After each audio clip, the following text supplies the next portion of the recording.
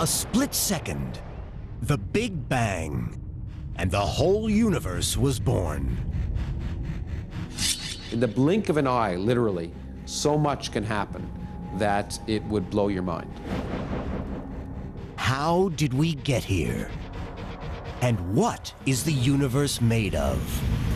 The secret of creation, the secret of everything is locked in that first second. Technology stands on the brink of revealing what happened in the most important second of all time.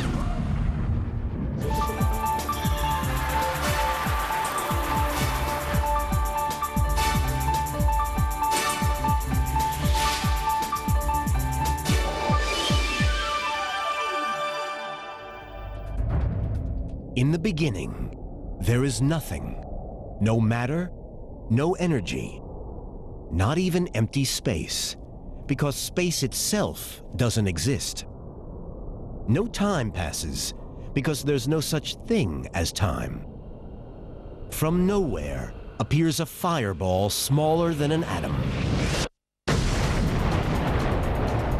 10 trillion times hotter than the core of the sun. Everything that will become the universe explodes from a point millions of times smaller than a pinprick.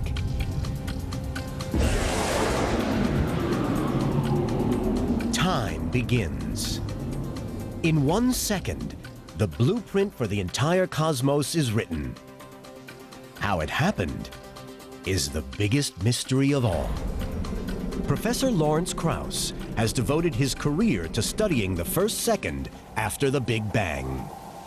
If we want to really understand our place in the universe, we have to go back to the very beginning and understand how it all came together.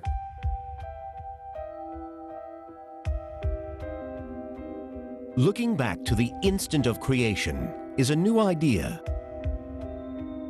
The theory of the Big Bang is widely accepted, but the concept is less than a century old.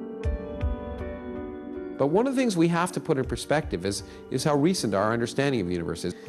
80 years ago, the conventional wisdom in science was that the universe was static and eternal, had been around forever. But this changes in 1929. At California's Mount Wilson Observatory, Edwin Hubble studies the light from galaxies. He observes that the farther the galaxy, the longer the wavelength of light it emits. Light waves stretch the more they travel, and stretching changes their wavelength. The same principle applies to sound waves. As a train approaches, the whistle's pitch rises. When it passes, the pitch lowers. As the train recedes, each sound wave has to travel farther than the last to reach your ear. The sound waves stretch, lowering the pitch. Something similar happens with light waves. If a galaxy is moving away from us, its light waves stretch, becoming longer and redder. It's called red shifting. When we look at visible light, there's red at one end of the spectrum and blue at the other. Red radiation is the long wavelength radiation of visible light, whereas blue radiation is the short wavelengths. And as we look at the universe, we see the radiation from distant stars literally stretching so that the light gets redder. And the farther away we look, the redder the light is. Galaxies around us have shifted to this red light. We look out in all directions at distant galaxies, they're all moving away from us. Nearly all galaxies are receding at 1,000,000 miles an hour. If galaxies are speeding away from each other, at some point, they must have all been together. The universe is expanding outward from a single point. It's the first evidence that the universe had a beginning. Hubble's findings lead to a radical concept: the Big Bang theory. Scientists believe that in the first second after the Big Bang, the building blocks were created for every star and planet in the cosmos. To prove it, they first need a new way to tell time. We are thinking of fractions of time smaller than we think about in any other area of human activity, and smaller fractions of time than a race car or a sprinter or anything else. And what we've learned is that more can happen in a fraction of a second, in a blink of an eye, than you can imagine. It would just blow your mind. Hours, minutes, and seconds are the basis of modern life. But events after the Big Bang happen in fragments of time far smaller than a second. To analyze what happens, scientists use a new measure of time called Planck time. 1 Planck time equals 10 to the minus 43 seconds. That's a decimal point, 42 zeros, and then a 1. It's an unimaginably small amount of time. Yet in this first tiny beat of Planck time, something happens that shapes the next 13.7 billion years. Out of the fireball, the 4 fundamental forces of nature form. Those forces underpin everything around us. Gravity is the reason stars and planets form. It rules the moon and tides and keeps us on the ground.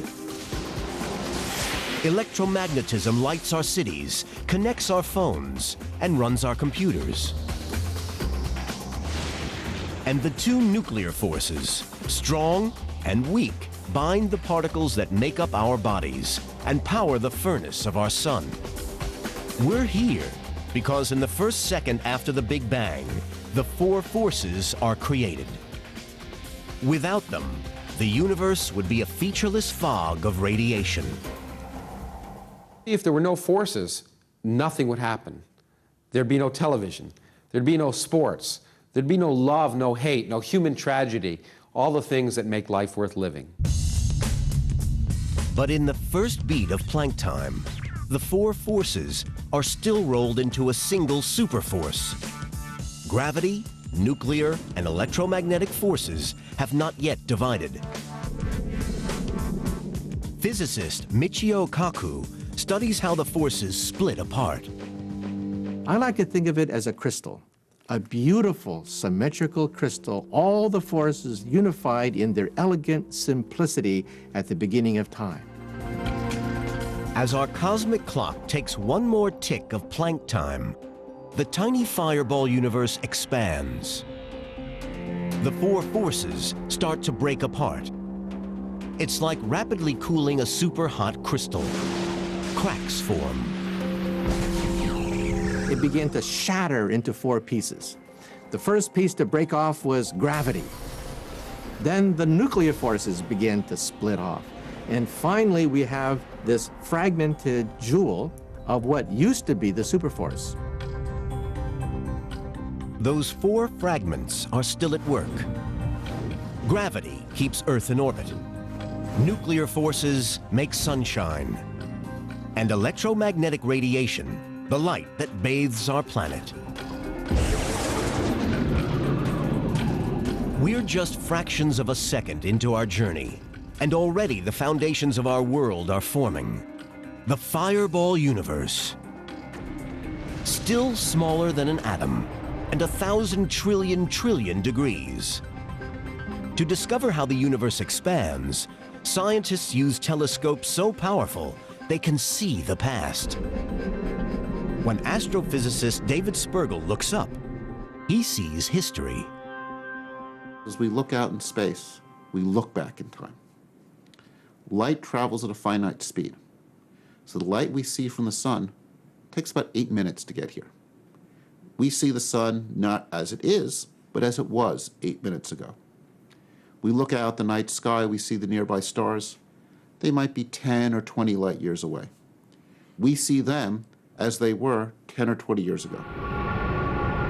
The deeper into space we peer, the closer to the Big Bang we see. light from distant stars takes billions of years to reach us, stretching so much in transit, it turns into radio waves. It takes radio telescopes to see this ancient light. The Horn Antenna Radio Telescope in New Jersey makes a Big Bang discovery completely by accident. In the 1960s, at the Bell Telephone Laboratories, Arno Penzias and Robert Wilson are measuring radio waves from clouds of gas in the Milky Way.